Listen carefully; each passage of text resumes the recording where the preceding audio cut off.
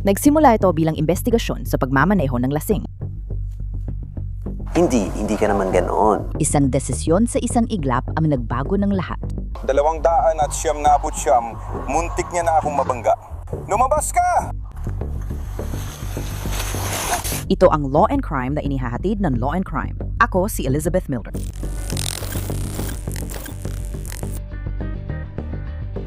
Rumesponde ang pulis matapos mapansin ng mga saksi ang kakaiba sa driver. Ilang minuto lang na uwi ito sa nakamamatay na engkwentro noong Marso 7, 2025 sa Bismarck, North Dakota. Nang hapong iyon, may nag-aalalang nag-text sa Siam na 111 ayon sa ulat ng pulisya. Mga 2:06 ng tanghali, ipinadala si Opisyal James para sa posibleng DUI. Nag-text sa Siam na 111 si tungkol sa isang babaeng sakay ng nabanggit na sasakyan na posibleng lasing o nakadroga at lumalala ang sitwasyon. Nakatanggap ng tawag si Opisyal N. Anderson bilang backup, kaya tingnan muna natin ang body cam niya.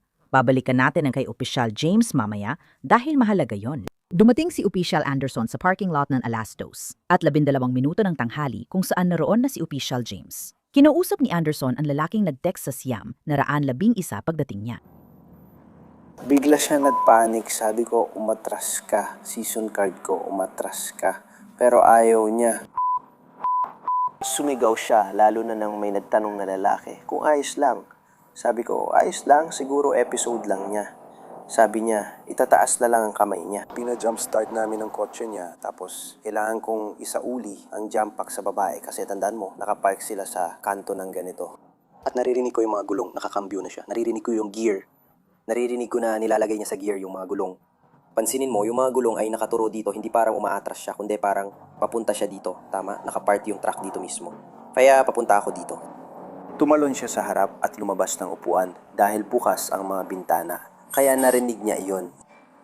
Sabi niya, babe, panuuring mo siya. Nung narinig ko yun, pinagdugtong-dugtong ko na ang mga pangyayari. Parang nagmamasid lang, parang naririnig ko na. Alam mo yung tunog ng gulong sa graba pag lumiliko? Oo, narinig ko yun. Nagmadali akong maglakad papunta sa truck para kung siya ang babangga. Truck ang tamaan at hindi ako. Pagdating ko, ibinaba niya ang bintana. Parang sabi niya, hindi. Bigla na lang siyang nagsisigaw. Sabi ko, uy, kalma lang. Sinimulan niya akong ipakilala sa mga tao sa media. Yung tatay niya may-ari ng oil refinery at iba pang negosyo. Bakit hindi siya nagmamaneho? Sinusubukan niyang. Nagiging low-key ako kasi sunod-sunod ang nangyayari. Nakikipag-usap lang ako sa kanya at sinusubukang panatilihin ang usapan niyo. Pasensya na sa inyo, kaya di ko alam kung lalayo ba ako sa kotse. Kung lalayo ako, baka mapunta ako sa harap o likod ng sasakyan, pero di ko alam ang gagawin. Nandyan mismo ang anak ko sa kotse. Ayaw akong matras siya at mapunta ang anak ko sa likod ng kotse. Sigurado. Kaya nag-text lang ako sa mga tao. Kaya talagang ipinaliwanag ko lahat sa dispatch kung ano talaga ang nangyari. Palis ba ang truck at saan ito pumunta? Nasa akin ang susi at nakalak ang truck. Nakita namin lahat yon. Narinig namin lahat, parang siya. Tandaan mo, bago siya nagsisigaw. Tanong ko lang, umalis ba ang truck? Hindi. So kayo lang nag-ayos sa dalawang sasakyan dito? Oo, kami lang. Ako ang anak ko, ang patrosina na bata at ang girlfriend ko na si David. O kakausapin namin siya para malaman ang nangyayari sa kanya. Sabi niya, ang isang bagay na talaga nagpagulo sa akin ay sinabi niya ang tanging paraan para mapanatiling ligtas siya ay kung sasaktan ko siya o sasaktan niya ako. Kaya yun ang nangyari.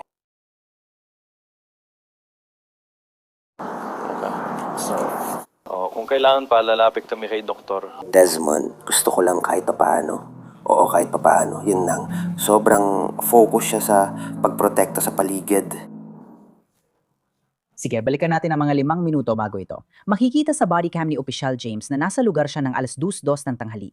Noong 2:13 ng tanghali, kausap niya ang isang jabber na nakilalang si Melanie Udell, 53 taong gulang. Ano po ang pangalan ninyo, ma'am? Melanie, bakit ka tumatawag? Tinawagan kami dahil nag-aalala sila sa'yo. Walang nag-aalala. Oh, may natanggap kaming tawad. Anong nangyayari ngayon, Melanie? Kanino kayo nakatanggap ng tawad? Hindi ko alam. May tumawag na hindi nagpakilala at sinabing may puting tao. Alam ko, lagi nilang ginagawa yan. Alam mo, ginawa rin nila yan sa Nebraska, sa mga anak ko. Paulit-ulit silang tumatawag ng mga mading ulat. Sige. Wala. Sa tingin ko, hindi yan tama para sa mga tao. Hindi ko mapigilan dahil trabaho kong sumagot kapag may tumatawag tungkol sa kalagayan ng mga tao. Sige. Ngayon, ang inaalala ko ay lumalabas sa ang inaalala ko. Ang inaalala ko ay matapang ang amoy ng marijuana sa kotse.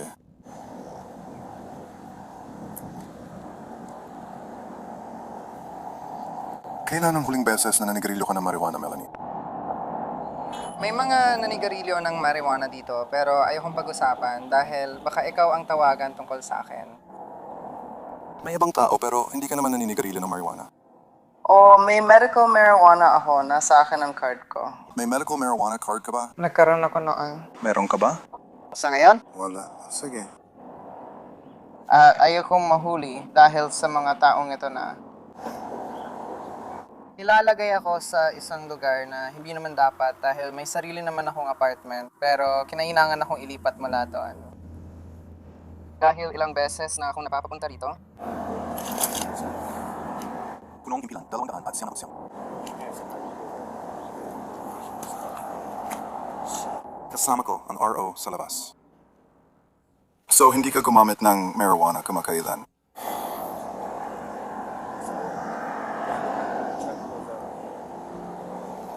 hindi ako mapapahamak. Ano yun? Kahit anong sabihin ko, sandali.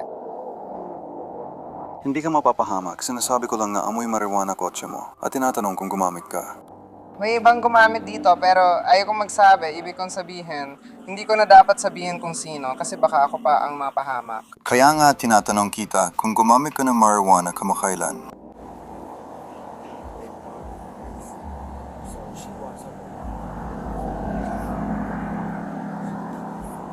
Ayokong magsinungaling at sabihin hindi ako gumamit pero hindi ko rin sasabihin na akin yun. Sige. May medical marijuana ako. Dapat meron akong marijuana para mapigilan ako. Nakakatulong talaga ito sa anxiety ko at may malala akong injury sa leeg. May Adderall din ako. Actually, may reseta ako para doon. Sige. May kapapatan ako na may reseta pero hindi ko iniinom. Sabi mo expired na ang medical marijuana card mo. Kaya bawal kang magkaroon ng marijuana sa North Dakota ayon sa batas.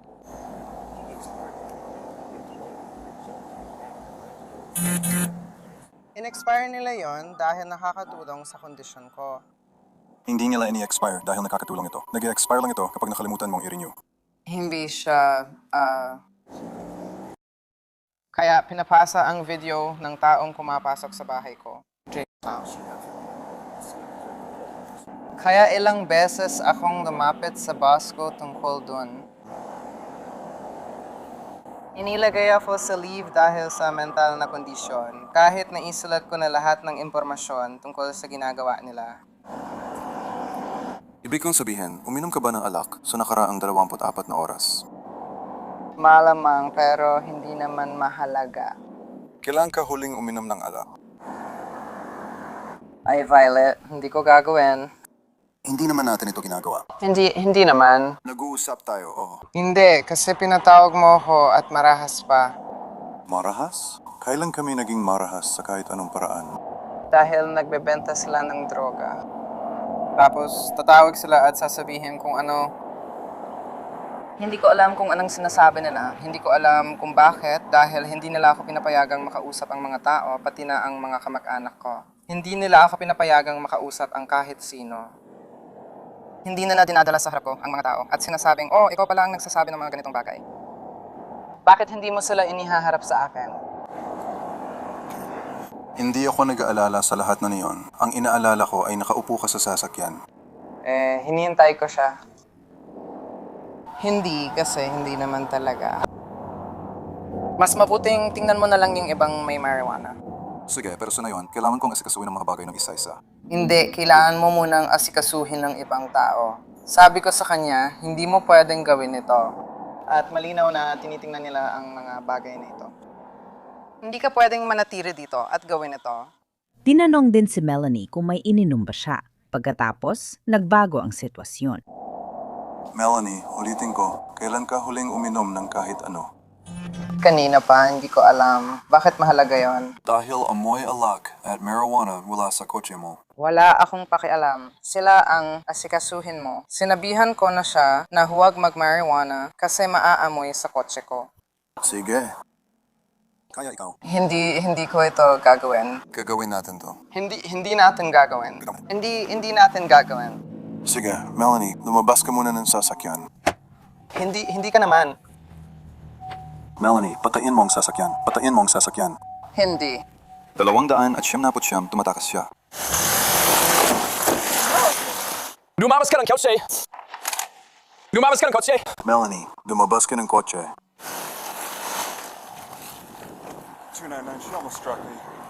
Lumabas ka ng kotse! Kailangan nating tumigil dahil sa YouTube rules. Ayon sa Bismarck PD, ito ang sumunod na nangyari. Habang sinusubukang umalis ni Melanie gamit ang kotse, nabangga niya si Opisyal James bago nagpaputok si Opisyal Anderson. Tingnan natin ang body cam ni Opisyal Anderson. Pagkatapos niyang kausapin ang lalaking, unang nag-report kay Melanie sa Siam, naraan 11. Sa anak ko. Melanie! Patayin mo ang sasakyan! Iliko mo ang sasakyan.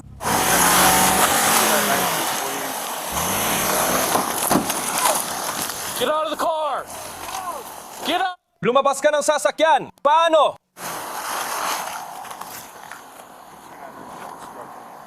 Lumabas ka ng sasakyan! Ayon sa Bismarck PD, balubang nasugatan si Opisyal James, lalo na sa tuhod na kinumpirma ng departamento. Nang nalpaputok si Opisyal Anderson, tinamaan ng bala si Melanie. May putok! Kinama ng opisyal! Itaas mo ang mga kamay mo!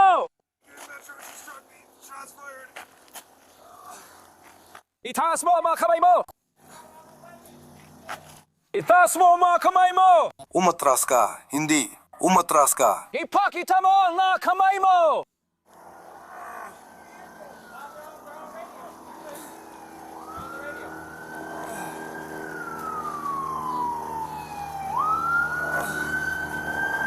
Hindi ako makagalaw. May paparating na tulong, James! Manatili ka dyan!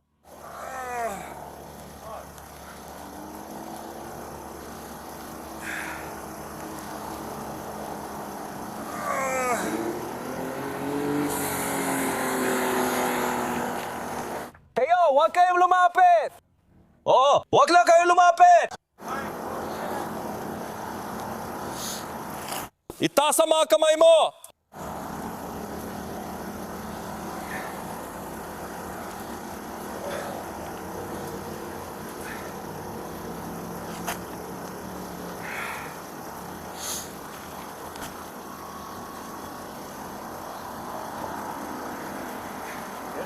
Hindi ko alam. Hindi ka naman talaga gumagalaw. Tumalsik si James? Kaya hindi ako makagalaw.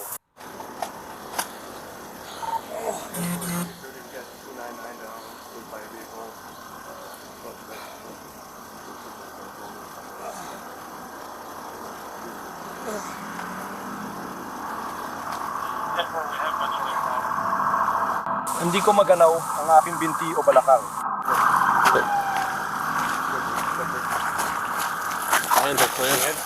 Oo, may dugo sa kanyang mga kamay. Kunin mo ang iyong medbag. Kunin mo ang iyong medbag.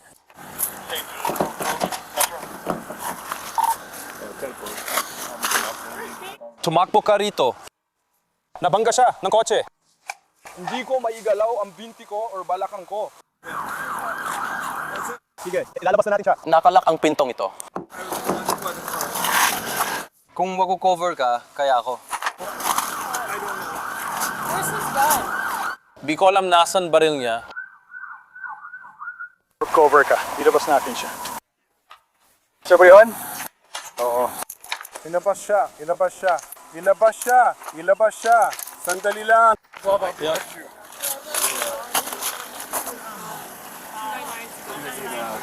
Ilabas siya. Pinusan! Tulungan si Jansen. Ilabas siya.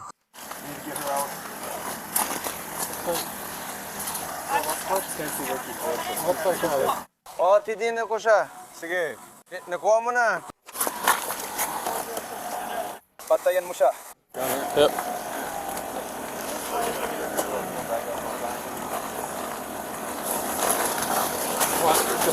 Ooh. Itaas ang damit niya at ilipat na siya mula sa flap.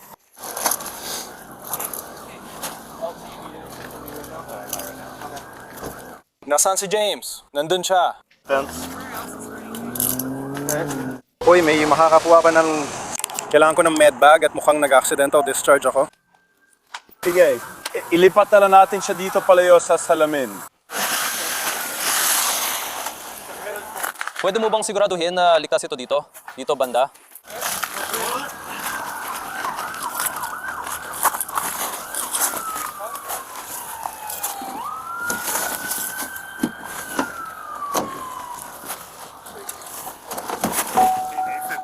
Ipaparada ko lang ito dito.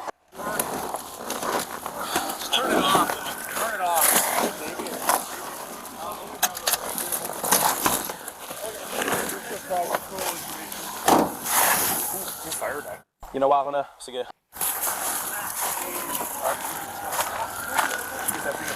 Oo, at pinatay ko na rin. Nandun ako sa 22. Ay, sorry. Nasa 16 pala ako. Si. Kaya lumiko siya, parang umatras siya at bukas pa ang pinto niya. Nakikipag-usap pa si James sa kanya noon. Tapos parang umikot si James dito. Kaya pinaharurot niya ang sasakyan papunta kay James. Tapos umatras ulit siya. Tinapatan ko siya ng baril dahil muntik na niyang mabangga si James. Nang umabante pa siya, nilapitan ko siya habang nasa harap si James. Binangga niya si James. Tumilapon siya. Tune. Oh, dadalhin namin doon. Akin ang telepono na yan. Galing ay susundin sa labing.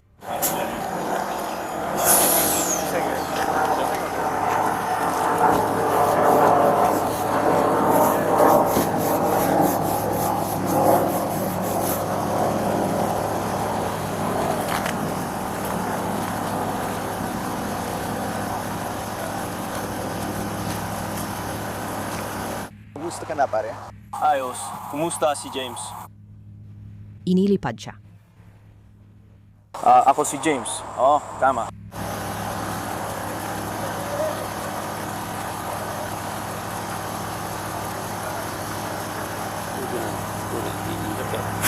Nagkunwari lang kami sa sasakyan ko. Iwan mo na lang ako kahit saan. Trabaho ito. Sa tingin ko, pwede na tayong kumilos na yon. Kunin mo lang ang mga baril dito. Nandun si James. Ay, secure mo ba? James, siya ay makakaalis. Siya sa unahan. Kaya.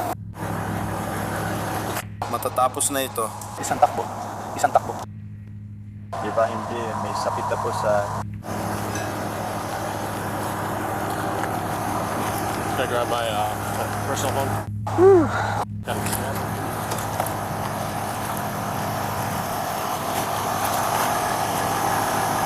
Iwan ko ba ang susi para magamit natin?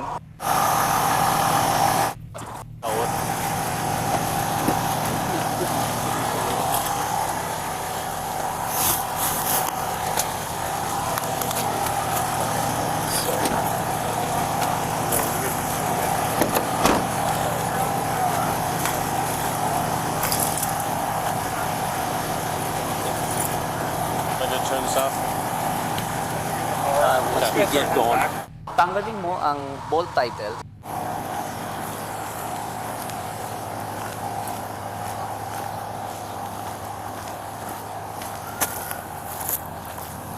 Sa puntong ito, hindi malinaw ang kalagayan ni Melanie. Ito ang sinabi ng isang opisyal sa case report. Nakita ko si Melanie sa nakayuko sa upuan ng driver at hindi tumutugon. Hinawakan ko si Melanie sa kanyang kanang braso at sinimulan siyang hilahin palabas ng sasakyan upang mabigyan siya ng medical na tulong. Nang mailabas ko na si Melanie, nilagyan namin siya ng posas ni Opisyal Peterson. Dahil may basag na salamin sa lupa, hinila namin si Melanie sa hilaga, kung saan mas maluwag para masuri siya nang hindi na siya masaktan pa. Inihiga namin si Melanie ng patalikod at ginupit ko ang kanyang damit gamit ang trauma shears. napansin kang may ilang tama ng bala siya sa katawan. Hindi ko pa napanood ang footage ng aking body camera noong panahon ng ulat na ito. Gayunpaman, natatandaan kong may nakita akong isang tama ng bala sa gitna ng kanyang dibdib at isa pa sa kanang bahagi ng kanyang kanang dibdib. Mayroon ding ilang tama ng bala sa kanyang likod. Binigyan ako ng ilang chest seal at inilagay sa mga sugat habang tinulungan ako ng mga bumbero ng Bismarck sa mga hakbang pangligtas buhay. Napansin kong may agonal breathing si Melanie habang sinusuri namin siya. Nilagay siya sa backboard at tinanggal ko ang posas, nang nilagay ko sa paper bag at sa patrol car para sa seguridad. Dinala si Melanie ng Metro Ambulance sa lokal na ospital at idineklarang patay. Matapos ang pamamaril, sina Opisyal Anderson at James ay nilagay sa administrative leave ayon sa protocol ng departamente. Ang North Dakota Bureau of Criminal Investigation ang nag-imbestiga. Nirepaso na umano ng opisina ng State Attorney ang kaso. Sa huli, nagpasya si State Attorney Julie Lawyer na makatarungan ang paggamit ng nakamamatay na puwersa at walang dapat isang pangkasong kriminal. Ayon sa KFYR, maayos na si Opisyal James at nakalabas na ng ospital. Balik serbisyo na rin umano siya at si Opisyal Anderson. Salamat sa panonood ng Law and Crime. Ako si Elizabeth Milner. Kita tayo ulit bukas para sa bagong kaso.